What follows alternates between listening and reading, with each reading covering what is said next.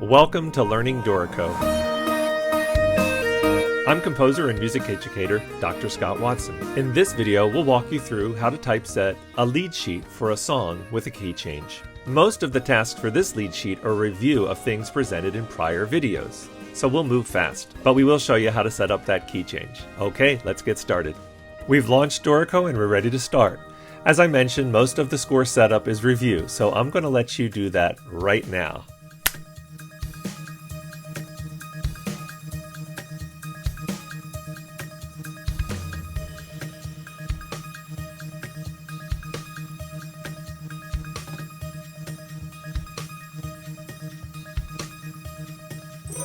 Most of the score setup is now done. Notice that I did have to create the new text frame for Arranger, but in the project info window, I entered the name for a lyricist, like this, and it does appear. We can see that if we go into engrave mode, we can see that the text frame for lyricist already exists. Okay, I did want to go over a couple things, such as adding those form labels. So we'll select the first measure, and I'll do Shift X, and we'll type in intro. And then to put an enclosure around that, I'll use Command 8 to get into the properties, and I will just say add a border. Okay, close that, Command 8. Let's do the same thing in measure 5 with verse 1. Shift X, verse 1, and Command 8, border. And go ahead and put in the same thing at measure 22 for verse 2. Also, while we're here, at the end of measure 21, I want to put a double bar line. So Shift B for bars, type the shortcut, the 2 straight lines, return, and I've got that in. All right, and let's go ahead and add the key change right here in measure 22. So Shift K, and then E flat, capital E, lowercase b for the flat. And now for the rest of the song, it'll be in the key of E flat. Let's go ahead and save that. There also is another tempo at the key change, and that's broadly. So I'm going to go ahead and put Shift T, broadly, and we'll do quarter note equals 76. At this point, you can use whatever note entry method works for you. If you select the first measure, hit return, and again hit K if you like pitch before duration.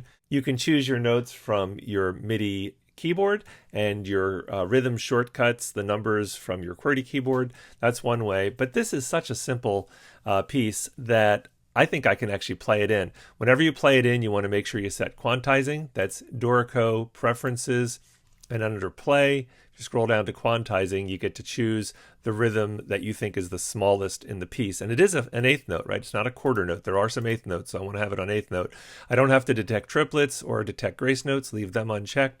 Say apply. That'll help me in case I make a minor error. It'll fix those errors. So I am going to try to play it in. Let's get out of this note entry mode. And all we'll do is we'll hit the record button, and I'll get 4 beats of click, and then I will play it in. Let's see how I do.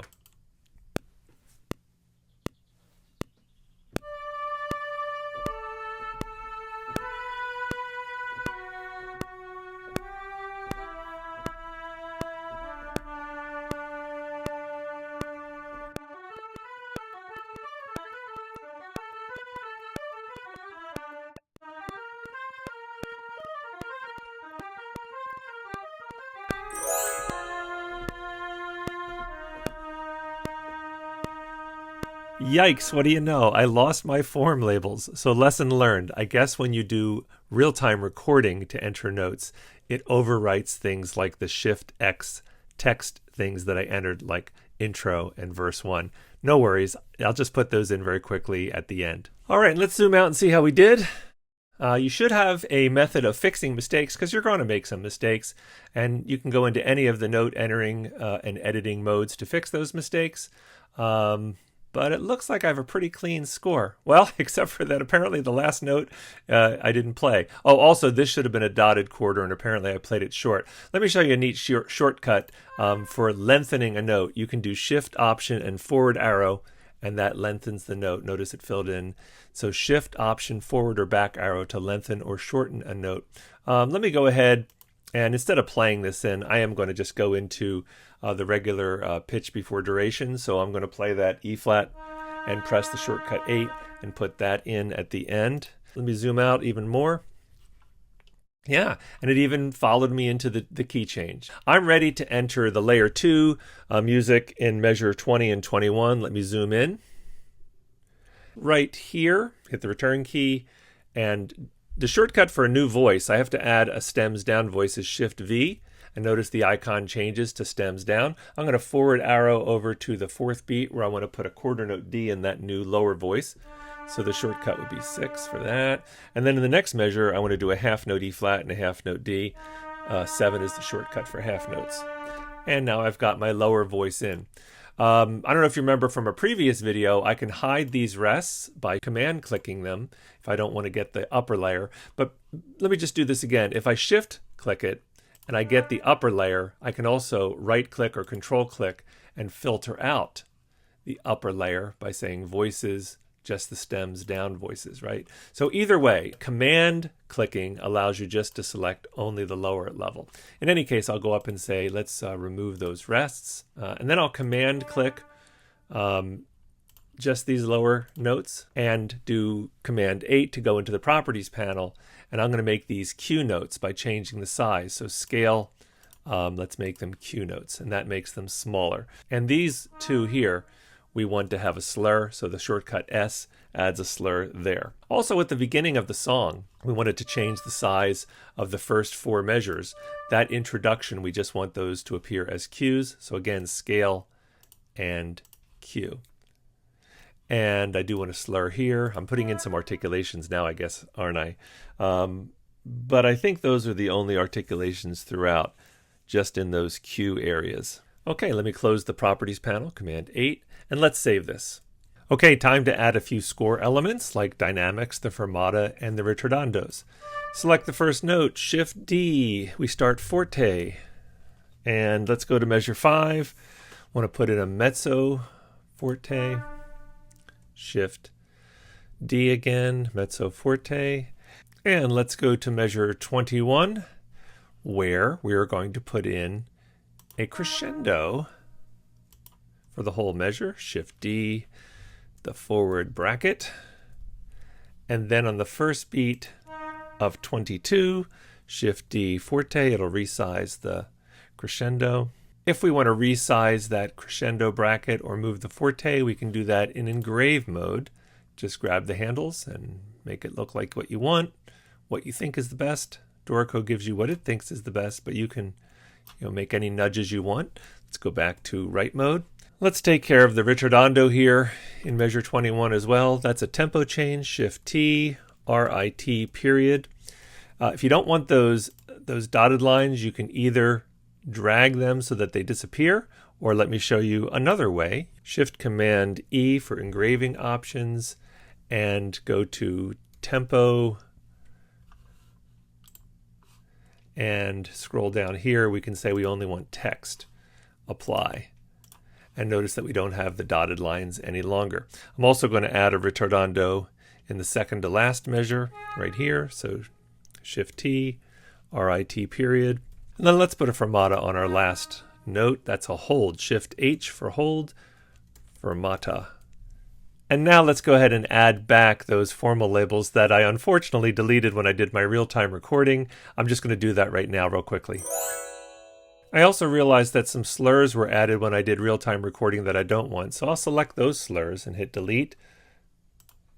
Delete. And now it looks pretty good. Save. Entering chords is something we've shown you in previous videos, but I did want to show you a new way to enter chords. So if you use Shift Q to enter the chord mode, and then you play the chords on your MIDI keyboard, it actually enters them in. Let me hit the space bar so you can see that, right? Let me go back to this beat and do a D chord. And then next beat, D7. Next beat, a G. Space bar to get over to the third beat. B minor 7. Space bar and then G. And then E minor with G in the bass. Let's see if it does it. And then E minor with A in the bass. And then A. And then D. G with D in the bass. and then D. So all of that looks pretty much like I want to, except for this chord here. That's why I'm going to do Shift Q, and I'm just going to type in what I really wanted there, an E minor slash A in the bass. Again, my slash chords are not appearing the way I want to have them appear. If you have the same chord but a different altered bass, let's go Shift Command E, and under chord symbols, altered bass notes, right? We're going to choose this. And I'm going to, at this point, just make it my default that I always have that, so I don't have to keep making that change. Make it a default and apply. And now I will have both of those E minors there. I'm going to go ahead and add the rest of the chords, either typing them in or playing them in on my MIDI keyboard. I'll meet you when I'm done. Okay, chords are in. Just a reminder that if the chord symbols don't appear the way you want them to appear, you can go into engraving options. For instance, here it says B flat sus 4, and just say I want it to be just sus, B flat 7 sus, without the 4. I'll go into Shift Command E, engraving options, and then sus 4, just change it to sus, and now all my sus 4s will appear as just sus, apply, go back, and you can see it's the way I want it. Okay, lyrics. We've done that in a previous video. Let me zoom in. I'll get you started, but most of it I'm going to just let you do on your own. Right here in measure 5, we start with lyrics, Shift L, and ho dash lee, comma, spacebar. Ho dash lee, comma, spacebar. Ho dash lee, exclamation point, spacebar. Lord God all dash might dash E, exclamation point, spacebar. So I'm going to go ahead and put the rest of the lyrics in, meet you when I get done. I'm back, I got the lyrics in, and notice that it did update my layout somewhat. I'm ready to do layout and formatting. This is admittedly the most arcane and hard to navigate area of Dorico. Hopefully I'll give you some tips to make your score look the way we want it to be laid out. Before we go to engrave mode, which is where we're going to do most of the layout and formatting, let's do Shift Command L and go into layout options, and under vertical spacing, intersystem gap, let's change it from what it was to 15. This is a little bit trial and error, but I think 15 will work well, and apply that and close. And notice what I've done is now there are 5 systems on the first page, which is what I want. And then we're going to move some of the measures to the second page in engrave mode. So we'll do Command 3, go into engrave mode, and we're going to be using the graphic editing tool to create some system breaks here. So after the first 4 measures, let's hear at the beginning of measure 5, I'm going to do the shortcut Shift S, which creates a system break, and then 1, 2, 3, 4 right here. Shift S, put another system break, 1, 2, 3, 4 right here, another system break, 1, 2, 3, 4 right here, another system break. And I'd like to move this measure to the next system. So let me select right here and put Shift S, put that up to the top of the next page, system break. All right, let's put this measure in the next system. So Shift S, and let's move this measure, next system, Shift S, this measure to the next system. By the way, there is another shortcut. If you use the comma, a measure goes to the previous system, period. Like I'll type period right now, it goes to the next system. So comma or period you can use for one measure changes. Anyway, now it is laid out the way I want it in terms of the number of measures and the number of systems. And it's time to go over to the staff spacing tool. There's not a whole lot I need to do with the first page. If I press the tilde key, I can see what it looks like. Maybe I want to drag this first system down. Yeah, let's drag this first system down, get it out of the way of the lyricist, and then drag this down accordingly. Maybe this down a little bit. But by and large, this was pretty much the way I wanted it. Let's move this down out of the way of the title at the top center there. And actually, I'm going to select all 3 of these and do the shortcut Shift, Option, and down arrow and just move them all down, right? And now I'm going to grab individual systems and move them a little bit. But if you ever want to move all of them uniformly, Shift, Option, and up or down arrow. And I'm using the tilde key to look at it without all those markers and just eyeball it. Okay. Yeah, I'm going to open this up just a little bit more. Let me grab all of these, Shift, Option, down arrow. And then maybe grab this one a little bit. How's it looking? Open it up a little bit more. Anyway, you just nudge it until you get it the way you like it. Okay, now we're ready to go back to graphic editing, zoom in, and do all the fine tuning. So for instance, let's go to our first measure, and I'd like to have the intro above moderately the tempo. So we could just swap those like that and put it there. I'd like a little more room here. That's looking good on that page. Let's go over to the next page. Let's put a little more room here, ritardando. Same thing here. Let's put broadly below and verse 2 above. Okay, you can hit the tilde, just see what that looks like. Let's move this up out of the way. I actually like the way this all looks, but if I wanted to command select these 3 chords and use my shift option up arrow, I could put a little more room there, and I could also move the fermata with that shift option up arrow, or just drag it either way. Just want to go back to page 1. I think I want this mezzo forte to be a little bit over here, out of the way of holy. But these are small minor tweaks. Let me zoom out. And then let me use the tilde key. I think that looks really strong. I think I'm going to make one last change and move this system down just a tad. Wonderful. Okay, I think we're ready to print. We go to print mode. That's also Command 5. Always be sure you proof your work before you do your final save and print it out. I hope this video has been helpful. Good luck learning Dorico.